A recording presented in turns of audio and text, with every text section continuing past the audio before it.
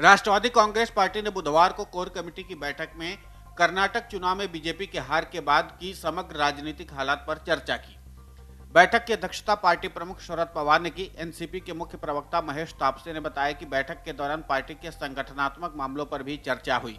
उन्होंने कहा कि मुंबई में शरद पवार की अध्यक्षता में पार्टी की कोर कमेटी की बैठक हुई। स्थानीय और आम चुनावों के मद्देनजर कार्यकर्ताओं को तैयार करने के लिए पार्टी संगठन के मामलों पर व्यापक चर्चा की गई। एनसीपी के प्रदेश अध्यक्ष जयंत पाटिल ने कहा कि पार्टी का 24वां स्थापना दिवस समारोह 10 जून को अहमदनगर में मनाया जाएगा।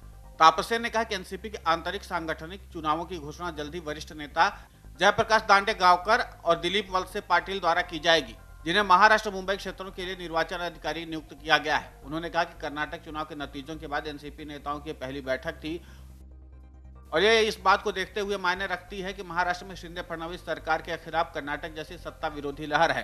प्रवक्ता ने कहा कि कोर कमेटी ने रिटायर्ड आईपीएस अधिकारी परमबीर सिंह के सस्पेंशन को रद्द करने पर भी कड़ी आपत्ति जताई है। तापसे ने कहा परमबीर सिंह ने एनसीपी नेता और तत्कालीन गृह मंत्री अनिल देशमुख पर महाविकास अघाड़ी सरकार की छवि खराब करने के लिए निराधार आरोप लगाए थे। अब उनका सस्पेंशन खारिज किया जा रहा है और इस समय को सर्विस माना जाएगा। उन्होंने कहा कि क्या बीजेपी परमबीर सिंह का आभार व्यक्त कर रही है कि उन्होंने अनिल देशमुख को झूठे आरोप में फंसाया।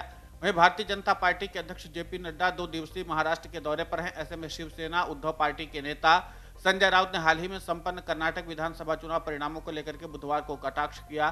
संजय राउत ने कहा कि जेपी नड्डा जहां भी जाते हैं वहां पर बीजेपी की हार होती है। उनके इस बयान पर बीजेपी विधायक नीतीश राणे ने पलटवार करते हुए राउत पर संवैधानिक पदों पर बैठे लोगों पर निशाना साधने और प्रशासन को सरकार के खिलाफ उकसाने का आरोप लगाया। राणे ने दावा किया कि ये सब शहरी नक्सलियों के लक्षण हैं। दरअसल बीजेपी को हाल ही में कर्नाटक विधानसभा चुनाव में हार का सामना करना पड़ा है, जहां कांग्रेस ने जबरदस्त जीत हासिल की है। संजय राउत ने नासिक में पत्रकारों से कहा कि जेपी नड्डा कर्नाटक में अपनी पार्टी के प्रचार के लिए डटे रहे, लेकिन वो हार गई। अब वो महाराष्ट्र आ रहे हैं, हम उनका स्वागत करते हैं। जहां भी वो जाते हैं बीजेपी हार जाती है। नड्डा बुधवार से 2 दिन की महाराष्ट्र की यात्रा पर हैं। इस दौरान वो प्रदेश बीजेपी के नेताओं से मुलाकात करेंगे। महाराष्ट्र विधानसभा चुनाव अगले साल होने हैं। राज्य विधानसभा अध्यक्ष राहुल नार्वेकर पर निशाना साधते हुए राउत ने दावा किया कि दल बदलना उनका शौक है और पेशा भी। राज्य में ऐसी कोई पार्टी नहीं जिसके वो सदस्य नहीं रहे। पिछले साल महाराष्ट्र में महाविकास अघाड़ी सरकार के पतन के कारण उपजे शिवसेना विवाद पर अपने फैसले में सुप्रीम कोर्ट ने 11 मई को कहा कि वो तत्कालीन मुख्यमंत्री उद्धव ठाकरे को बहाल नहीं कर सकता, क्योंकि उन्होंने विश्वास मत का सामना किए बिना इस्तीफा देने का फैसला किया। मुख्यमंत्री एकनाथ शिंदे सहित शिवसेना के 16 बागी विधायकों को अयोग्य ठहराने से इनकार करते हुए शीर्ष अदालत ने कहा कि वो दल बदल विरोधी कानून के तहत अयोग्यता याचिकाओं पर फैसला नहीं कर सकती है और विधानसभा अध्यक्ष नार्वेकर को लंबित मामले पर उचित अवधि के भीतर निर्णय देने का आदेश दिया। Video desk अमरउजाला.com।